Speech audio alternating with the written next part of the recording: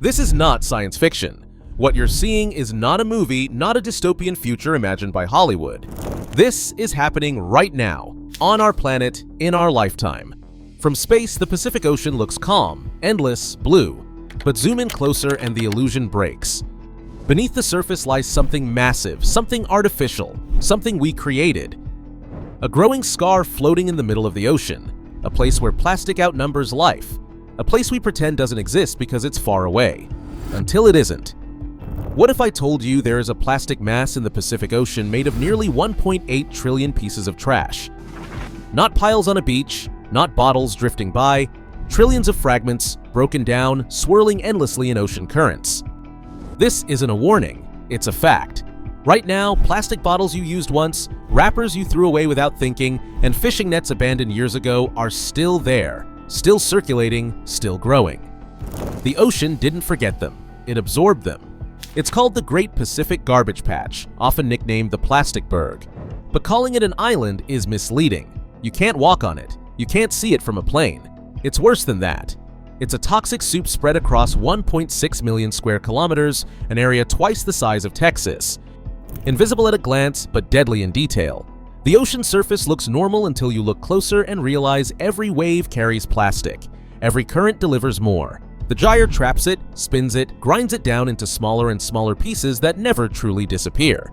And while we debate definitions, life pays the price. Sea turtles mistake floating plastic bags for jellyfish and swallow them whole, slowly starving with full stomachs. Whales wash ashore with bellies packed with trash instead of food. Seabirds feed plastic shards to their chicks, confusing bright colors for nourishment. Then there are ghost nets, massive abandoned fishing nets that drift silently through the water, entangling anything in their path. No predators, no escape, just slow death in the dark. When the ocean goes quiet, it's not peaceful, it's grieving. Now imagine this doesn't stop.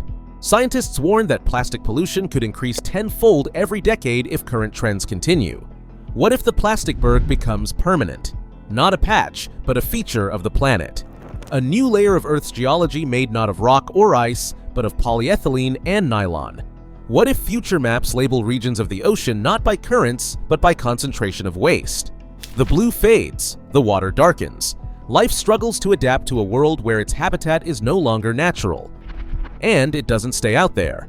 The plastic breaks down into microplastics, particles smaller than a grain of rice, and they move through the food chain. Fish eat plankton, bigger fish eat smaller fish, humans eat fish. Microplastics are now found in seafood, in salt, in bottled water, and inside the human body. Inside lungs, inside blood, inside organs. We didn't throw plastic away, we invited it in. The ocean was never separate from us, it was just farther from our sight. So can we fix it? There is hope, but it's complicated. Organizations like the Ocean Cleanup are deploying massive systems designed to capture plastic from ocean gyres. Millions of pounds have already been removed. It's an incredible achievement. Engineering meets urgency. Action meets accountability. But here's the uncomfortable truth. That progress represents less than 1% of the total patch.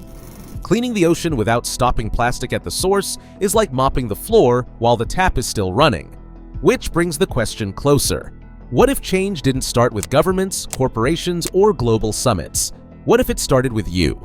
With the straw you don't take, the bottle you reuse, the product you don't buy because you finally saw past convenience. Imagine standing in a grocery store reaching for plastic without thinking and stopping, just for a second. Silence. Awareness. That pause matters more than it seems. But let's be honest, there's another path.